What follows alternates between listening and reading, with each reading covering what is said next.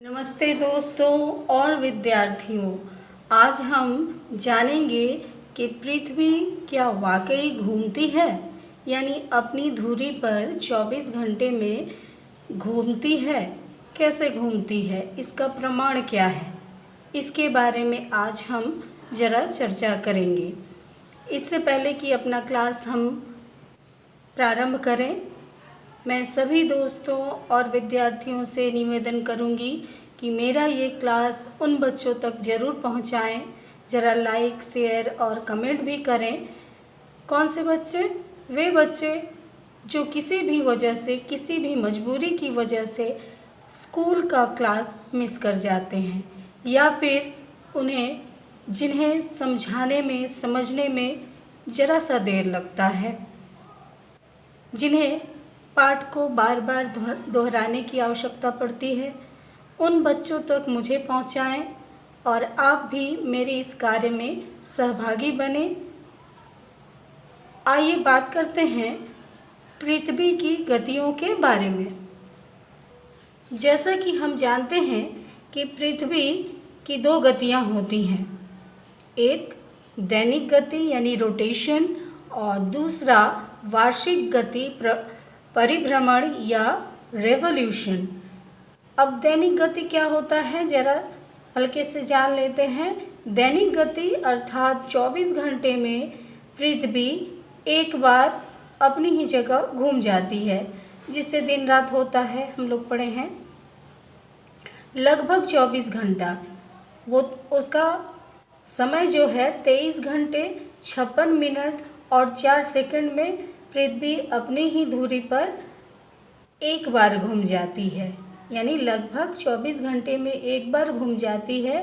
उसको कहते हैं रोटेशन या दैनिक गति, दिन रात होता है ना। उसके बाद दूसरी जो गति है वो है वार्षिक गति, वर्ष होता है, यानी 365 दिन में पृथ्वी सूर्य के चारों तरफ घूमकर चली आती है, जिससे क्या होता है, ऋतु परिवर्तन होता है।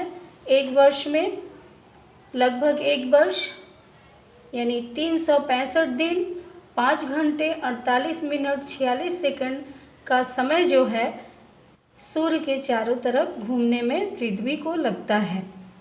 हम साधारण भाषा में अपने सुविधा के लिए हम लोग केवल 365 दिन को मान लेते हैं।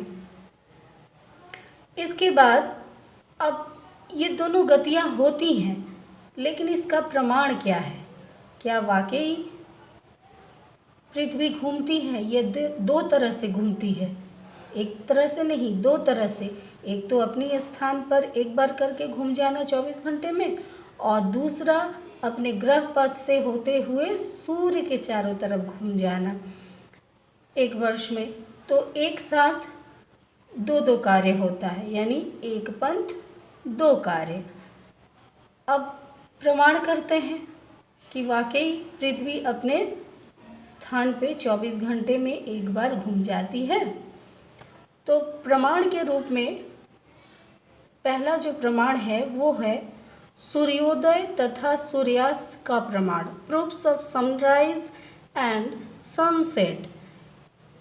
सूर्य उदय होता है पूर्व में, पश्चिम में अंत होता है। अब जो है वैज्ञानिक बताते हैं कि कोई भी वस्तु सामने से आती है और हम जाते हैं सामने की तरफ, तो सामने वाले व्यक्ति का आना और हमारा जाना दोनों दो दिशाओं से होता है। तो उसी तरह चूँकि पृथ्वी पश्चिम से पूर्व की तरफ घूमती है, इसलिए सूर्य पूर्व से उगता हुआ दिखाई देता है और पश्चिम में अस्त होता दिखाई देता है। अब बात करते हैं पत्थर के टुकड़े का प्रयोग, यानी testing with the piece of stone, यानी किसी अधिक ऊंचाई जैसे स्तंभ अथवा मीनार से किसी पत्थर के टुकड़े को नीचे फेंका जाए तो देखा जाता है कि वह पत्थर का टुकड़ा ठीक सीधे नीचे आकर नहीं गिरता, वो क्या होता है कि वो थोड़ा पूर्व की ओर हटकर पृथ्वी पर गिरता है। ऐसा इसलिए होता है क्योंकि पृथ्वी पश्चिम से पूर्व की ओर घूमती है, इसी कारण ये संभव हो पाता है। उसके बाद है फोकाल्ट का प्रयोग, यानी एक्सपेरिमेंट ऑफ फोकाल्ट। क्या है ये चीज़? एक प्रसिद्ध फ्रेंच वैज्ञानिक थे, उनका नाम था फोकाल्ट। उन्होंने यह प्रमाणित किया था कि पृथ्वी जो है घूर्णन करती है, यानी उसकी एक दैनिक गति है। उन्होंने क्या किया कि पेरिस के एक गिरजाघर यानी चर्च के ऊपर से 61 मीटर लंबे यानी 61 मीटर लंबे तार में एक दोलक यानी पेंडुलम के पेंदी में पिन लगाकर एक प्रकार से लटका दिया। और क्या हुआ कि नीचे रखे बालू में दोलक के हिलने से एक रेखा खिंच जाती थी। अब ये दोलक जो है कई बार हिलता, उत्तर से दक्षिण की ओर घुमाने पर देखा गया कि बालू पर कई रेखाएं खींच गई हैं, जो कि पूर्व की ओर खिसकती गई हैं। यदि पृथ्वी स्थिर होती तो दोलक जो के हिलने पर क्या होता कि एक ही स्थान पर रेखा बनती या चिन्ह बनता या बालू सरकता, लेकिन ऐसा नहीं हुआ। वो जरा सा पूर्व की तरफ सरकता हुआ जो है चिन्ह बना। ये इसलिए हो पाया क्योंकि पृथ्वी पश्चिम से पूर्व की ओर जो है घूमती है, इसी कारण। अब बात करते हैं पृथ्वी के गोलाव की आकृति, यानी oblate sphere of shape of the earth. अब पृथ्वी की गोल की आकृति के कारण क्या है? वो है घूर्णन। किसी नमनीय वस्तु, गोलाकार वस्तु जो कि थोड़ा नरम हो और उसे हम लोग घुमाएं, जैसे लड्डू बनाते हैं, जैसे माँ रोटी बनाते वक्त गोला बनाती है आटे का, तो घुमाती है तो थोड़ा वो नरम होता है, तो घुमाती है तो क्या होता है, घुमाते घुमाते बीच वाला हिस्सा जो है क्या होता है, थोड़ा उभर जाता है बीच में से, और ऊपर और नीचे क्या होता है, वो चपटा सा होता है। तो इसी कारण कि किसी भी गोलाकार वस्तु जो नमनीय हो, लचीला हो, उसे लड्डू की तरह निरंतर घुमाया जाए तो गोलक के दोनों सिरे दब जाते हैं, क्योंकि ये मध्याकर्षण बल यानी सेंट्रीफ्यूजल फोर्स के कारण ये बीच में उभर आता है। अब चूँकि ये घुमाया जाता है घूर्णन, तो घूमने के कारण ही पृथ्वी के दोनों ध्रुवों पर चपटे हैं और विषुवत रेखीय प्रदेश में या भूमध्य रेखीय प्रदेश में पृथ्वी गोलाव आकृति के जैसी हो गई है। तो ये जो आकृति हुई है, ये पृथ्वी के घूर्णन के कारण ही हुई है। अब आते हैं कि अन्य ग्रहों के उदाहरण, एग्जाम्पल ऑफ अदर प्लैनेट्स। शक्तिशाली दूरबीन या मशीनों से देखने से पता चलता है, ग्रहों के निरीक्षण से, कि अन्य ग्रह जो हैं वे भी अंतरिक्ष में स्थिर नहीं हैं, वे भी निरंतर अपनी धुरी पर घूम रहे हैं। क्योंकि पृथ्वी एक ग्रह है, ये भी एक ग्रह है ना, इसलिए दूसरे ग्रहों से ये अलग नहीं हो सकती, ये भी घूमती है। तो ये एक प्रमाण है कि पृथ्वी अपने स्थान पे, अपनी धुरी पे पश्चिम से पूरब की तरफ घूम रही है। अब बात करते हैं अंतरिक्ष से परीक्षण।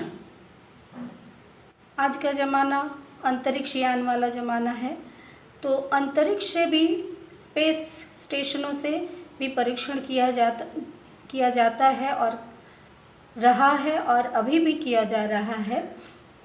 इससे पता चलता है कि वैज्ञानिकों ने पता चलाया है कि पृथ्वी जो है स्थिर नहीं है, ये अन्य ग्रहों की तरह ही अपने धुरी पर घूमती है।